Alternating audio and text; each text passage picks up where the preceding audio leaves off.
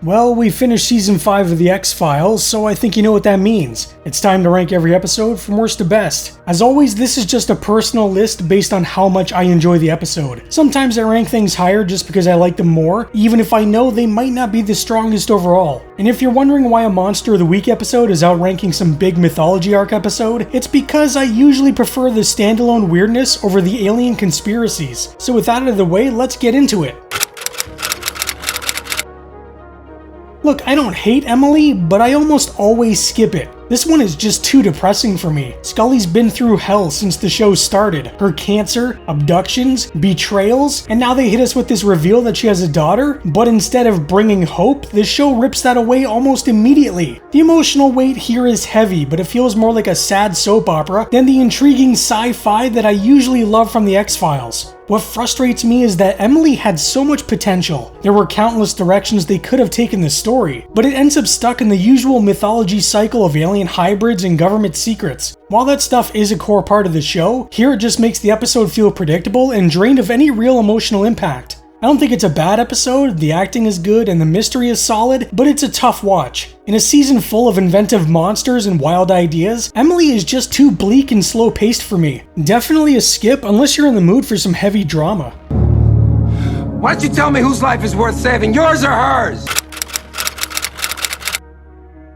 I've always felt Christmas Carol is the stronger start of the two-part story about Scully's daughter. It offers some genuinely spooky moments like those eerie phone calls from Scully's deceased sister, which add a supernatural vibe to the episode. But seriously, what's with Scully and dead family members trying to contact her all the time? Her dad showed up in Beyond the Sea, now it's her sister. It's like she has a direct line to the afterlife. The mystery surrounding this little girl's identity and her connection to Scully pulls you in, and the revelation at the end that the girl is actually Scully's daughter is a huge shock. Unfortunately, the episode that follows barely explores this storyline, which is frustrating because the reveal had serious potential to change the dynamic of the show. Like Emily, this episode leans heavily into drama, focusing on Scully's deep desire to have a child and the painful realization that she might not be able to. While there is a lot to appreciate here, the slow pacing and heavy emotional weight keep me from revisiting it often. It's an emotional episode, but it's a tough watch and doesn't quite deliver the payoff you want. I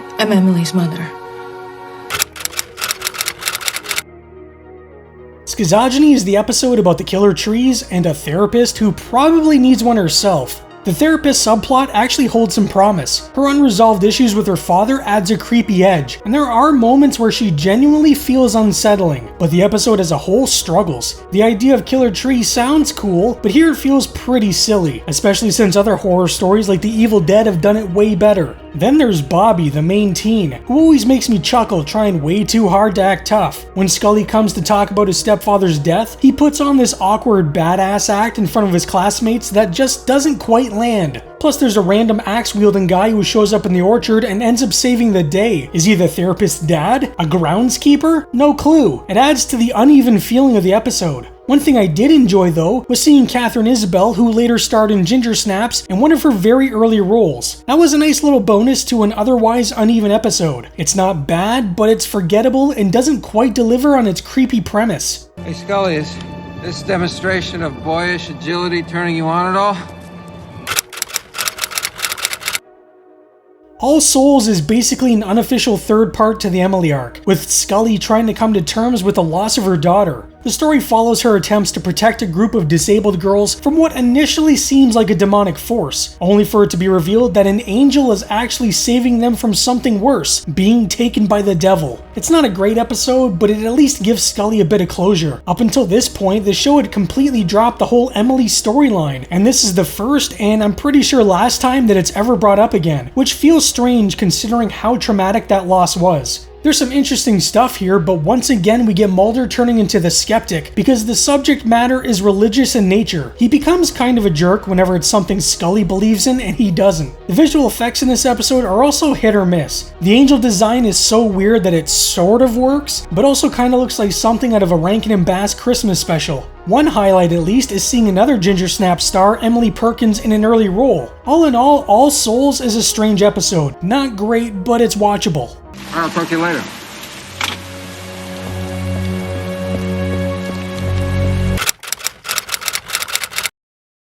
Travelers is an interesting detour that flashes back to the 1950s to show us the unofficial origin of the X-Files. And what makes me laugh is the whole thing starts because they ran out of space in the U cabinet for unsolved cases, so they started filing them under X. It's a silly little detail, but it kinda works in a weird X-Files sort of way. The story centers on Arthur Dales, played by Kolchak himself, Darren McGavin, making his appearance even more fun for longtime genre fans. Dales investigates a strange case involving a man infected with some kind of spider-like creature. The monster is genuinely creepy, and the effects are pretty damn gross, especially for the era. But the real focus of the episode is paranoia, specifically the 1950s fear of communism. It's a story about how quickly people will turn on their friends or colleagues based on vague suspicions or accusations of political affiliation. We also get an appearance from Mulder's father playing a Deep Throat style informant who feeds Dales the truth behind the case, but his motivation is murky. He lets the creature go in the name of exposing the truth, which is noble, I guess, but this thing kills people. How many innocent victims died because Mulder's dad wanted to stick it to the government? It's not one of my favorites, but it's a solid period piece with some nice creepy moments, and seeing Darren McGavin in the X-Files world is a real treat.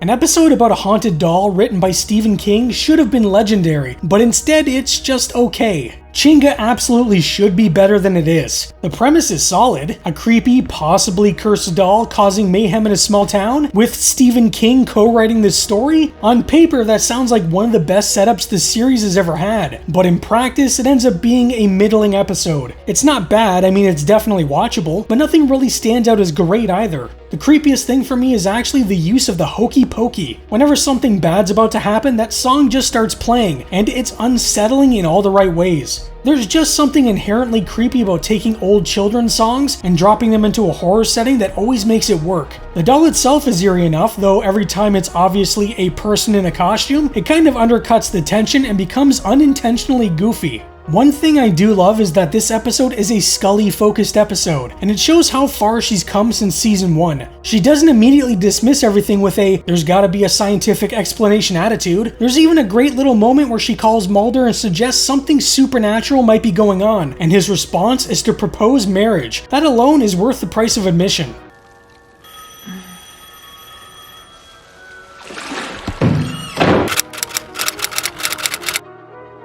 Kitsunagari is a decent follow-up to Pusher, but it never quite reaches the same level. Robert Patrick Modell is an excellent, memorable villain, so removing him early on and shifting focus to his sister, who conveniently has the same creepy tumor giving her similar powers, feels like a letdown. That said, there's some solid tension throughout the episode. One standout moment is the scene with the man who swallowed paint. It's so unsettling and grim. It almost feels like something out of the movie Seven. That nasty little sequence really stands out as the highlight. They attempt to recreate the high-stakes tension of Pusher's finale with a scene where it looks like Scully may have taken her own life, but it's just not nearly as effective as the original's Russian roulette moment. Overall, Kitsunagari isn't as good as Pusher, but it's a solid enough episode that I don't mind revisiting it. Paul? Can I help you? Hi. Mind's Eye centers on Marty, a blind woman who can see through the eyes of a killer, literally, and Lily Taylor does a fantastic job in the role. What really makes her performance stand out is that Marty isn't portrayed as some saintly helpless figure. She's abrasive, stubborn, and angry at the world, and rightfully so. She doesn't want pity or special treatment because of her blindness, and the episode doesn't try to turn her into some inspirational stereotype. She's a tough, complicated character, and that makes her way more compelling. The premise is classic X-Files: strange ability, reluctant witness, and a race to stop a killer. And while the overall plot is pretty straightforward, it works thanks to Taylor's performance and the emotional depth behind her. You get the sense that she's been hardened by a lifetime of struggle, and that tension carries through every scene she's in. It's not the flashiest episode, and the mystery isn't as complex as others, but the central character is strong enough to carry it. Mind's Eye may not be a fan favorite, but it deserves a little more recognition than it gets. Well, you're lucky he wasn't a fan of the ice capades. Following the shocking cliffhanger of Gethsemane, Redux had a lot to live up to, and while it doesn't totally deliver, it does enough to keep things compelling. Obviously, we all knew they weren't actually going to kill off Mulder, but the setup was strong enough that it still needed a satisfying follow-through. What I enjoy about this one is how Mulder and Scully go all in on this lie about his death. While Mulder sneaks around trying to find a cure for Scully's cancer, she's working to expose a mole within the FBI. It's a tense little juggling act, and both sides of the story work well. The most interesting development, though, is Mulder's growing doubt. His belief in aliens, the thing that's defined him since day one, is shaken to the core. That theme carries through much of the season, and it's fascinating to see him struggle with the idea that he might have been manipulated from the very beginning. Of course, his belief in monsters never wavers, which is kinda funny when you think about it. The ending also sticks the landing. Just as Scully is about to blow the lid off the mole's identity, she collapses from her worsening cancer. It's a strong cliffhanger and a surprise move, since these mythology arcs usually wrap up in 2 episodes. Instead, this kicks off a rare 3-parter.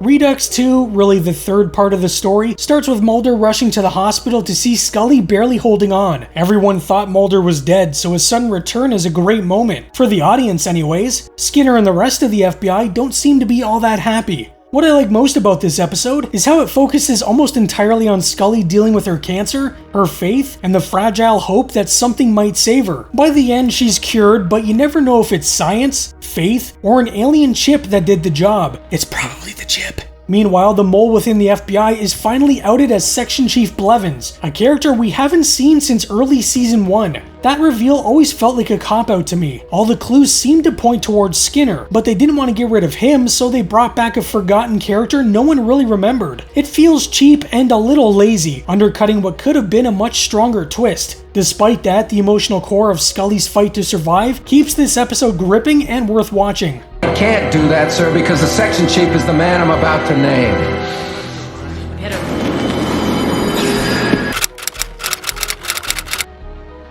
Killswitch feels like a better version of Ghost in the Machine with a rogue AI program at its center. Pretty fitting considering how much AI is taken over these days. The episode explores some interesting themes, especially with the idea of uploading consciousness, but even if it were possible, would it really still be you or just an AI copy? I like how skeptical Scully remains about this rogue AI threat, even after facing one before, and dealing with a haunted doll just 1 episode earlier. She still has this innate ability to just not believe. Never change, Scully. There's some good sci-fi and cyberpunk vibes here, with creepy AI behavior and cyber warfare, making it one of the stronger Monster of the Week episodes this season.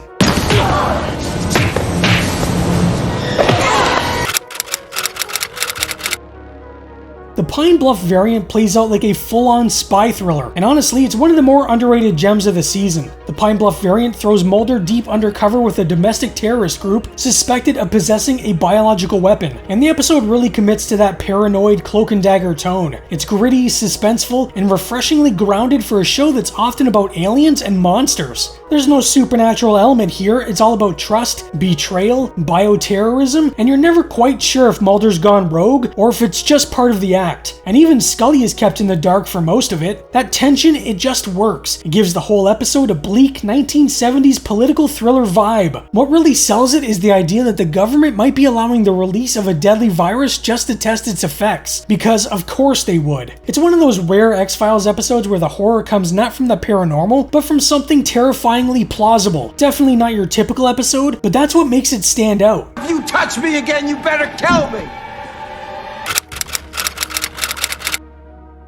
Patient X is a strong mythology episode that brings back the black oil and introduces the alien rebels, creepy faceless beings with their mouths sewn shut. It also marks the first appearance of Jeffrey Spender, a character who'll become more important as the series moves forward. This episode continues the arc of Mulder's shaken belief in aliens, with Scully stepping up into the believer role. Her connection to fellow abductee Cassandra Spender helps ground the story emotionally, and it's interesting seeing their dynamic as 2 people trying to make sense of what's happened to them. There's a lot of mythology being layered in here, government cover-ups, alien factions, and the return of old threats, but it mostly works, even if it does feel dense at times. The best part is by far the ending, a haunting scene where abductees gather on a bridge drawn there by something they can't explain. The brief shot of a UFO flying overhead, followed by the rebels setting everyone on fire, is a chilling and effective cliffhanger that perfectly sets up the next episode. One more anal probing, gyro, pyro, levitating, ecoplasm, alien antimatter story, and I'm gonna take up my gun and shoot somebody. The red and the black picks up right after the chaos on the bridge, and yes, Scully does survive. One of the best scenes is Scully undergoing hypnosis to recover her memories from that night. It's a fascinating reversal of roles, Scully describing a hovering UFO and a violent war between alien factions, while Mulder sits there struggling to process it all. It's wild seeing her talk about these things with conviction, especially after years of being the skeptic. But the biggest takeaway here is Mulder beginning to regain his belief. After a season of doubting everything, this episode nudges him back toward the Mulder we know, and we've got Krychek to thank for that. He shows up to deliver some hard truths, and maybe a little more. Beyond that, we start to get hints that there's something deeper going on with Jeffrey Spender and his connection to the cigarette-smoking man. It feels like the mythology is starting to click again, like the show is getting back on track.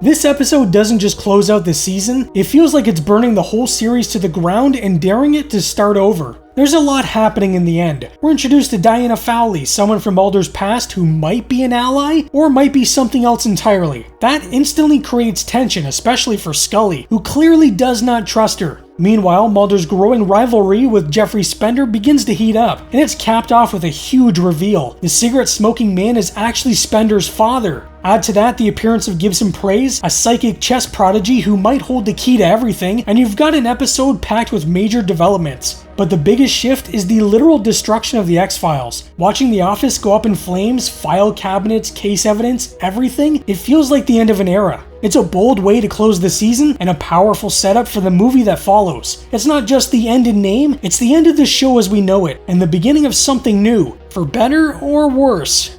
I always wondered why they split up.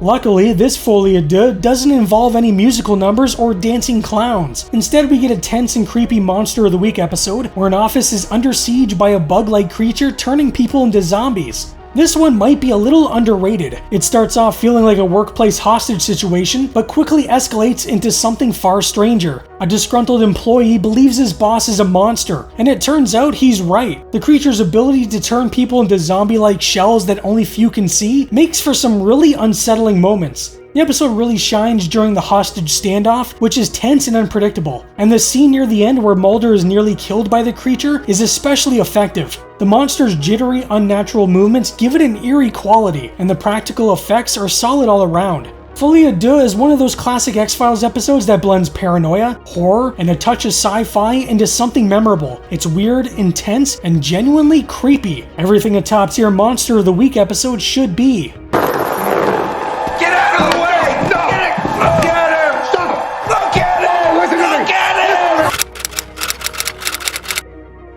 I've never hidden my love for the Lone Gunmen, so giving them their own episode, Unusual Suspects, feels like a well-deserved spotlight for three of the show's most underrated characters. With the X-Files movie in production, David and Gillian weren't always available during Season 5, so to fill the gap we got this unexpected gem, an origin story for Byers, Langley, and Frohicke, and it's a great one. The plot kicks off thanks to a mysterious woman, because of course every great story has to start with a woman, who's maybe a little shady, but ends up being the spark that brings the gunmen together. There are tons of fun moments and clever jokes throughout, and since it takes place in the past, we get some great little touches like Mulder showing up and casually mentioning his old partner Reggie. The tone is lighter, but it still feels very X-Files, just seen through a different lens. Honestly, Unusual Suspects might be one of my favorite episodes in the whole series. It's got humor, heart, paranoia, and a great character dynamic. If you're a fan of the gunmen, this one is essential. If you want a converter that'll short out and burn your house down, definitely talk to this guy. That was a one-time fluke. I heat sink every breadboard. Detour is so damn good. It's one of those classic X-Files episodes that mixes suspense, weird folklore, and great Mulder-Scully moments into something unforgettable. What makes this one stand out right away is the setup. Mulder and Scully aren't sent on some weird investigation, they just kind of stumble into it when Mulder ditches a team-building seminar. From there, it becomes a survival horror episode in the Florida woods, with an unseen predator stalking from the trees. There's even a loose connection to the Mothman mythos, with the creature's glowing red eyes, but they also have this ability to blend in with the environment that makes them feel a little Predator-inspired too. The tension in the forest scenes is great, especially with how well the show uses practical effects and shadows. And of course we get some top tier Mulder-Scully banter along the way, which makes everything way more fun. The ending twist that the creatures might be remnants of Ponce de Leon's expedition crew who may have found the Fountain of Youth sorta comes out of nowhere and doesn't really make much sense, but it doesn't really hurt the episode. Overall, it's creepy, clever, and packed with atmosphere. A must-see. Jeremiah was a bullfrog. Was a good friend of mine. The Postmodern Prometheus is hands down one of my personal favorite episodes of all time. I honestly debated putting it at number 1 because I love everything about it, from the old school black and white cinematography to its obvious nods to classic horror, Frankenstein, torch-wielding villagers, and all. It's like stepping into a gothic comic book brought to life. The whole thing feels like a surreal, offbeat fantasy that could exist within the X-Files universe, but not necessarily part of it. There's something dreamlike about the story, as if it might have been pulled straight from a pulp novel or comic book that Mulder found at a yard sale. You've got a deformed monster, genetic experimentation, a town full of weirdos, and Cher somehow tying it all together, and somehow it works. There are so many hilarious and bizarre moments in this one, and the characters are fantastic from start to finish. It's both a love letter to classic horror and a celebration of everything that makes this show so unique. And that ending with Mulder and Scully dancing to Cher is just perfect. It's weird, sweet, and beautiful in a way that only the X-Files can pull off. Is it true Jerry Springer's coming to town?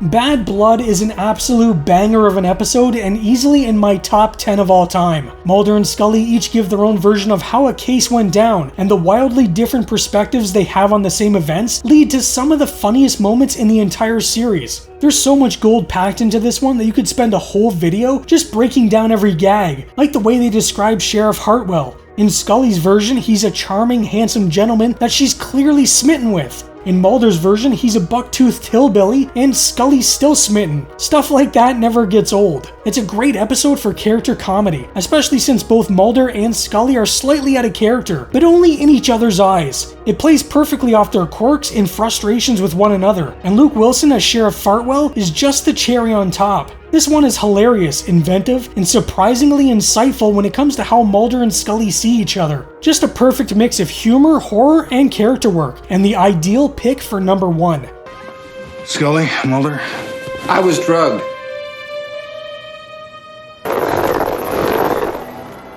And that's my ranking for the X-Files Season 5. Whether you agree, disagree, or think I'm totally off my rocker for putting Killer Trees so low, I'd love to hear how you would rank the season. Drop your list in the comments below and we'll talk about it. Anyways, that's all for today. Thank you so much for watching. I hope you're having a great day and stay spooky.